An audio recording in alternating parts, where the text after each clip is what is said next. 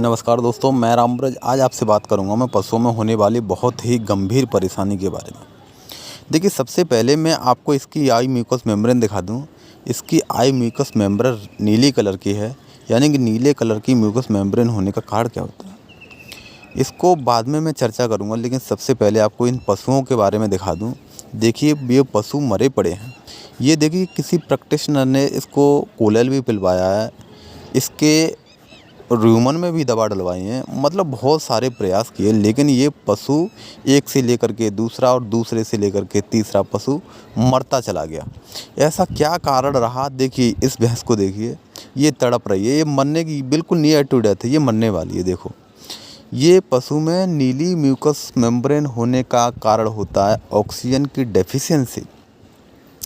यानी कि नीली अगर म्यूकस मेम्ब्रेन हो जाती है तो ऑक्सीजन की कमी हो जाती है, और अगर पशु की म्यूकस मेम्ब्रेन रेड कलर की हो गई है तो आप मानिए कि उसके कहीं ना कहीं स्वेलिंग हो सकती है या फिर प्रोटोजल इन्फेक्शन हो सकता है।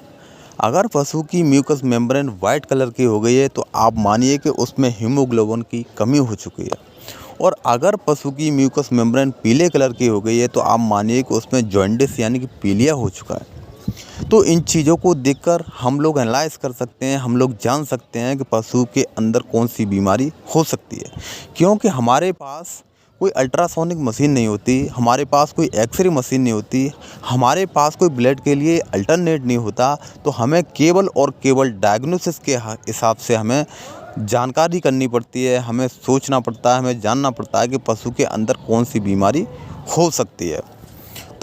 तो घर वाले रोने लगे, सोचने लगे कि ऐसी कौन सी ये भयानक बीमारी है जिसके कारण मेरे सभी पशुओं की देखते ही देखते मौत हो गई है, और वहाँ के डॉक्टर्स लोग इनको नहीं बचा पाए। ऐसा क्या कारण था? डॉक्टरों ने इसको, किसी ने एट्रोपिन सल्फेट दिया, किसी ने स्टेरॉइड दिए, किसी ने इसको फ्लूइड दिया, किसी ने कोई इलाज किया, लेकिन कोई इलाज से इसमें किसी भी तरह की रिकवरी नहीं हो पाई। वो जान नहीं पाए कि इसमें कौन सा ऐसा पॉइजनिंग है। तो देखिए, अब आपको इस पॉइजनिंग के बारे में, इस जहर के बारे में समझा दूं कि ऐसा कौन सा जहर है जिसको खाते ही खाते पशुओं की मौत हो जाती है। ये एक ऐसा जहर है जिसको खाने के तुरंत बाद ही 10 से 20 मिनट में पशु की मौत हो जाती है। इसकी दो फॉर्म होती हैं, एक तो एक्यूट फॉर्म होगी और एक होगी आपकी क्रॉनिक फॉर्म। एक्यूट फॉर्म में पशु की 10 से लेकर के 20 मिनट में पशु की खड़े ही खड़े मौत हो जाती है, और एक क्रॉनिक फॉर्म होगी। क्रॉनिक फॉर्म में पशु की आपकी 4 से लेकर के 6 घंटे में मौत हो जाती है। इसका कारण क्या होता है? यानी कि इसका कारण होता है कि एक ऐसा चारा, ऐसा अनमैच्योर चारा जो पूरी तरह से खाने के लिए तैयार नहीं है। और जो खाने के लिए चारा तैयार नहीं है, जैसे कि ज्वार हुआ, आपका बरसिम हुई, जई हुई।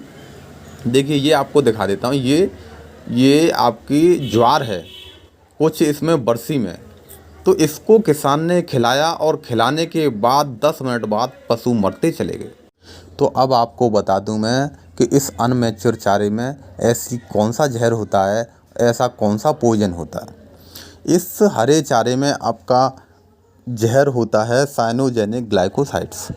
यानी कि साइनोजेनिक ग्लाइकोसाइड्स के खा लेने से पशु के रूमन में HCN यानी कि हाइड्रोसायनिक एसिड गैस बनने लगती है।